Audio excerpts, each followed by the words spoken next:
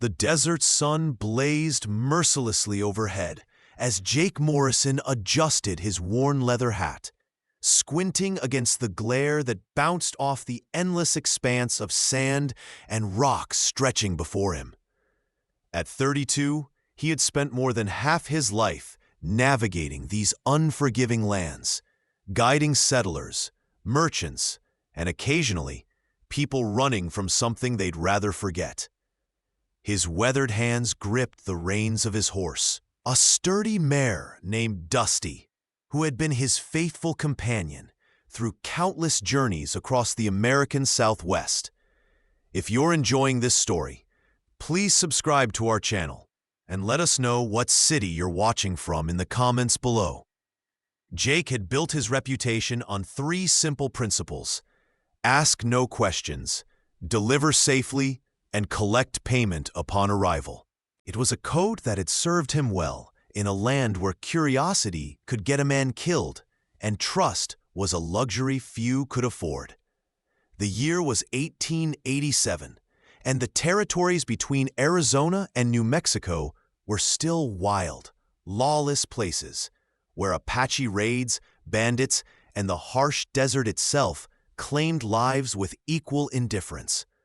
That morning, Jake had received an unusual proposition at the saloon in Tombstone. A well-dressed gentleman with soft hands and nervous eyes had approached him, speaking in hushed tones about a woman who needed safe passage to Santa Fe. The pay was generous, more than Jake typically earned in 3 months, but something about the man's demeanor set his instincts on edge. Still, money was money, and Jake had learned long ago not to let suspicion interfere with business. The woman was waiting at the edge of town, seated side saddle on a black mare, her face partially concealed by a wide-brimmed hat and a delicate lace veil. Even from a distance, Jake could see she was different from the usual travelers he escorted. Her posture spoke of refinement, of a life lived far from the harsh realities of frontier existence. Her dress, though practical for travel, was made of fine fabric that caught the morning light in ways that suggested wealth and status. As Jake approached, she lifted her head, and for the first time, their eyes met. What he saw in that moment would haunt him for the rest of his days. Her eyes were the color of storm clouds over the desert, gray-blue and filled with a depth of sadness that seemed to echo the vast emptiness of the landscape around them. There was intelligence there and strength, but also a vulnerability that made something deep in Jake's chest tighten unexpectedly. "Miss Catherine Whitmore," she said, her voice carrying a slight tremor that she quickly controlled.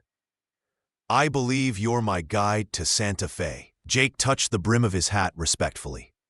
"Jake Morrison, ma'am. I'll see you safely to your destination." He paused, studying her face more carefully. "The journey will take us through some rough country. Are you certain you're prepared for what lies ahead?" Catherine's chin lifted slightly, a gesture of defiance that Jake found oddly compelling. "I've come this far, Mr. Morrison. I don't intend to turn back now." There was something in her tone that suggested she wasn't just talking about the physical journey ahead, but Jake didn't press. He had learned that people carried their own burdens, and it wasn't his place to lighten them unless specifically asked. Still, as they set out into the desert, he found himself stealing glances at his mysterious passenger, wondering what circumstances had brought such a refined woman to seek passage through one of the most dangerous territories in the American West. The first day passed in relative silence, broken only by the sound of hooves on sand and the occasional call of a hawk circling overhead. Jake maintained his professional distance, focusing on the trail ahead and the subtle signs that would keep them safe. The direction of the wind, the behavior of wildlife, the quality of light that indicated weather changes. But despite his best efforts to remain detached, he found his attention repeatedly drawn to Catherine. She rode with surprising grace for someone unaccustomed to long desert journeys, never complaining about the heat or the discomfort. When they stopped to rest the horses, she would dismount without assistance and stand quietly in whatever shade they could find, her eyes scanning the horizon with an intensity that suggested she was looking for something or someone. As the sun began its descent toward the western mountains, painting the sky in shades of orange and purple, Jake called a halt near a cluster of rocks that would provide shelter for the night. The desert could be brutally cold after dark, and he had learned to take advantage of any natural windbreak available. "We'll camp here tonight," he announced, dismounting and beginning to unsaddle Dusty. "I'll get a fire started once the sun goes down." Catherine nodded, sliding gracefully from her horse. For a moment, she stood perfectly still, her hand resting on her mare's neck, and Jake caught a glimpse of something that looked like fear flickering across her features. It was gone so quickly he might have imagined it, but the impression lingered as he went about the familiar routine of setting up camp. As darkness fell over the desert, Jake built a small fire using dried brush and the precious wood he carried for such purposes. The flames cast dancing shadows on the surrounding rocks, creating an intimate circle of warmth and light in the vast emptiness. Catherine sat across from him, her hands folded in her lap, staring into the fire with an expression of profound melancholy. "You're running from something," Jake said quietly, the words escaping before he could stop them. It wasn't a question. Catherine's eyes met his across the flames, and for a long moment, neither of them spoke. When she finally answered, her voice was barely above a whisper. "Aren't we all, Mr. Morrison?" The simple response hit Jake with unexpected force. He realized that in all his years of guiding people across the desert, he had never encountered someone who seemed to understand the weight of secrets the way Catherine did. Most of his passengers were either desperate or determined, driven by clear motivations he could easily read. But Catherine was different. She carried her burden with a dignity that spoke of strength forged in suffering. "The desert has a way of stripping away pretenses," Jake found himself saying. "Out here, people tend to show who they really are." "And who are you really, Mr. Morrison?" Catherine asked, her storm-gray eyes reflecting the firelight. The question caught Jake off guard. He was accustomed to being the observer, the professional guide who remained invisible while others revealed themselves. But something about Catherine's direct gaze made him want to answer honestly. "A man who spent too many years running from his own ghosts," he admitted, surprised by his own candor. Catherine smiled then, the first genuine expression of warmth he had seen from her. It transformed her face completely, revealing a beauty that had nothing to do with her refined features and everything to do with the spirit that shone through her eyes. "Then perhaps we're more alike than either of us expected," she said softly. As the fire burned lower and the desert night settled around them, Jake found himself questioning everything he thought he knew about keeping his distance from the people he guided. Something was happening between them, something that went beyond the simple transaction of payment for services rendered. For the first time in years, he felt the walls he had built around his heart beginning to crack, and the sensation was both terrifying and exhilarating. The second day brought new challenges as they entered more treacherous terrain, where rocky outcroppings and hidden arroyos could conceal dangers, both natural and human. Jake's attention was divided between watching for potential threats and stealing glances at Catherine. who continued to surprise him with her resilience and grace under pressure. Around midday, they encountered their first real test when a group of riders appeared on the horizon, moving in their direction with obvious intent.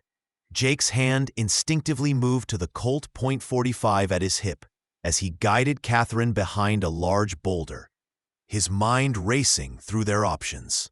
"Stay down and stay quiet," he whispered, his voice taking on the hard edge of a man accustomed to violence when necessary. But as the riders drew closer, Jake realized they weren't the random bandits he had initially feared. These men moved with purpose, their eyes scanning the landscape with the systematic thoroughness of professional trackers. They were looking for something specific, or someone. "They're looking for me," Catherine said quietly, confirming Jake's growing suspicion. "Who are they?" Jake asked, though part of him already knew he didn't want to hear the answer. Catherine's face had gone pale, but her voice remained steady. "Men sent by my husband to bring me back." The words hit Jake like a physical blow. Husband. Of course there was a husband. A woman like Catherine didn't travel alone across the desert without powerful reasons. And now, those reasons were becoming clear. She wasn't just running from something. She was running from someone who had the resources to send professional trackers after her. "What did he do to you?" Jake asked, though the haunted look in Catherine's eyes already provided part of the answer. "Things that no woman should have to endure," she replied simply. "Things that made leaving the only choice I had left." Jake felt a surge of protective anger that surprised him with its intensity. In the space of 2 days, this woman had somehow managed to slip past all his carefully constructed defenses. And now the thought of anyone hurting her filled him with a rage he hadn't felt in years. "They won't take you back," he said firmly. "Not while I'm breathing." Catherine's eyes widened at the conviction in his voice. "Mr. Morrison, you don't understand. These aren't ordinary men. My husband has connections, resources. He won't stop until—" "Then we'll make sure he doesn't find us," Jake interrupted. "I know this desert better than any tracker he could hire. We'll lose them in the canyons to the north." For the next several hours, Jake led Catherine through a maze of hidden trails and narrow passages that only someone with his intimate knowledge of the terrain could navigate. They moved carefully, using every trick he had learned in his years of desert survival to mask their passage and confuse their pursuers.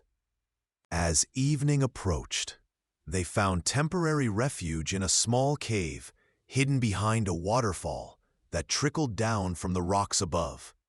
The sound of falling water would mask any noise they made, and the cave was invisible from more than a few feet away. "How did you know about this place?" Catherine asked as they settled in for the night. "Apache showed it to me years ago," Jake replied. "Before the wars got bad, I used to trade with them sometimes. They taught me things about surviving out here that no white man ever could have figured out on his own."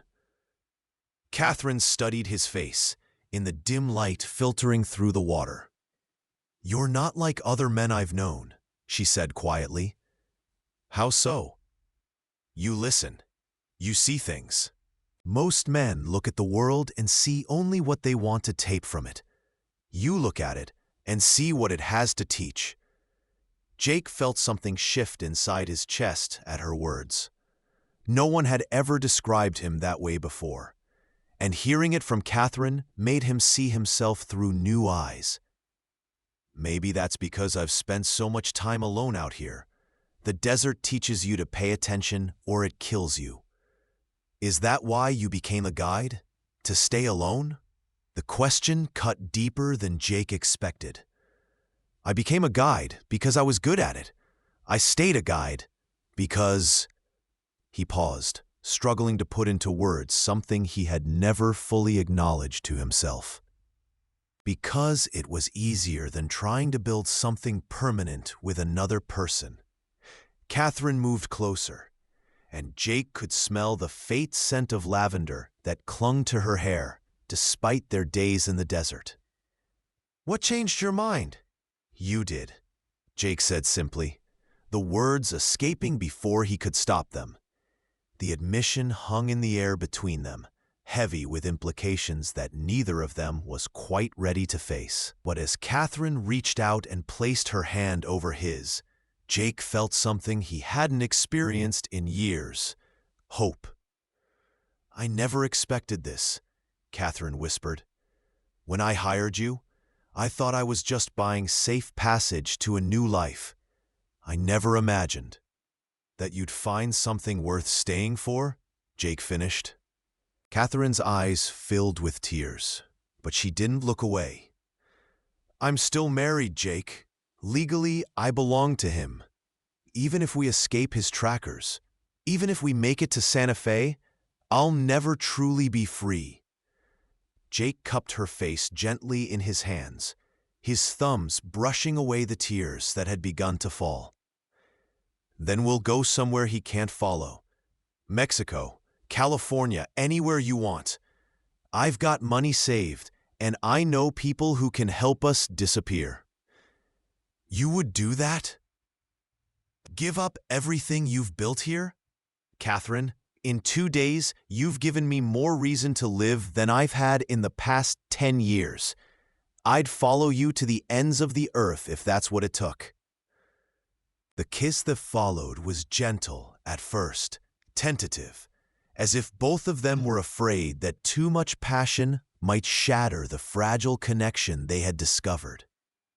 But as Catherine's arms wound around Jake's neck and she pressed closer to him, the kiss deepened, carrying with it all the longing and desperation of two souls who had found each other against impossible odds. When they finally broke apart, both were breathing hard, and Jake could see his own amazement reflected in Catherine's eyes.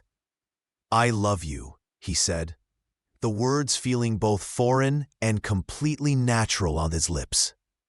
"I love you too," Catherine replied, her voice filled with wonder. "I didn't think I was capable of feeling this way anymore." They spent the night holding each other, talking in whispers about dreams they had never dared to voice and futures they had never imagined possible. For the first time since leaving Tombstone, Catherine seemed truly at peace, and Jake felt the last of his emotional barriers crumble completely. But their respite was short-lived. Dawn brought the sound of horses and voices echoing off the canyon walls, and Jake knew their pursuers had found their trail again. He moved quickly but quietly, gathering their supplies while Catherine prepared the horses. "How many?" she asked, her voice steady despite the fear Jake could see in her eyes. "At least 6, maybe more," Jake replied grimly. "They're good. I'll give them that. Better than I expected." "What do we do?" Jake checked his weapons and ammunition, his mind racing through their limited options. "There's a narrow pass about 2 miles north of here. If we can reach it before they catch up, we might be able to hold them off long enough for you to get away." "I'm not leaving you," Catherine said firmly. "Catherine, listen to me. These men aren't going to give up, and I can't fight them all and protect you at the same time. If something happens to me—" "Nothing is going to happen to you," Catherine interrupted, her voice fierce with determination. "We're going to get through this together or not at all." Jake started to argue, but the look in Catherine's eyes stopped him. He had seen that same expression on the faces of Apache warriors preparing for battle, a complete acceptance of whatever fate awaited them, combined with an unshakable resolve to face it with dignity. "All right," he said finally, "together it is, but we do this my way. Understood?" Catherine nodded, and they set out through the canyon, moving as quickly as they dared, while trying to minimize the noise of their passage. Behind them, the voices of their pursuers grew steadily closer, and Jake knew it was only a matter of time before they were spotted. The confrontation came sooner than expected. As they rounded a bend in the canyon, they found themselves face to face with two of the trackers who had somehow managed to get ahead of them. Jake's hand moved to his gun with practiced speed, but before he could draw, one of the men spoke. "Mrs. Whitmore," the tracker said, his voice respectful but firm. "Your husband is very worried about you. He's asked us to escort you home safely." "I'm not going back," Catherine replied, her voice steady, despite the trembling Jake could feel in her body where she pressed against his side. "I'm afraid that's not your decision to make, ma'am," the second tracker said. "You're a married woman, and your place is with your husband. Her place is wherever she chooses it to be," Jake said quietly, his hands still hovering near his weapon. The first tracker's eyes shifted to Jake, and his expression hardened. "This doesn't concern you, guide. You were paid to deliver her to Santa Fe, nothing more." "Plans change," Jake replied. The tension in the air was thick enough to cut with a knife. Jake could see the other trackers moving into position behind them, cutting off their escape routes. He was outnumbered and outgunned, but he had one advantage. He was fighting for something that mattered more than his own life. "Last chance, Morrison," the tracker said. "Walk away now, and we'll pretend this conversation never happened." Jake's response was to step protectively in front of Catherine, his hand finally moving to his gun. "I'm afraid I can't do that." The gunfight that followed was brief but intense. Jake's years of experience and intimate knowledge of the terrain gave him an edge, but he was still vastly outnumbered. He managed to take down two of the trackers before a bullet caught him in the shoulder, spinning him around and sending him crashing into the canyon wall. Catherine screamed his name, but Jake forced himself to stay conscious, knowing that if he fell now, she would be lost. With his good arm, he continued to return fire, using the rocks for cover, while Catherine pressed herself against the canyon wall behind him. "Jake," she called out, "there are too many of them." Jake knew she was right. His ammunition was running low, and more trackers were arriving every minute.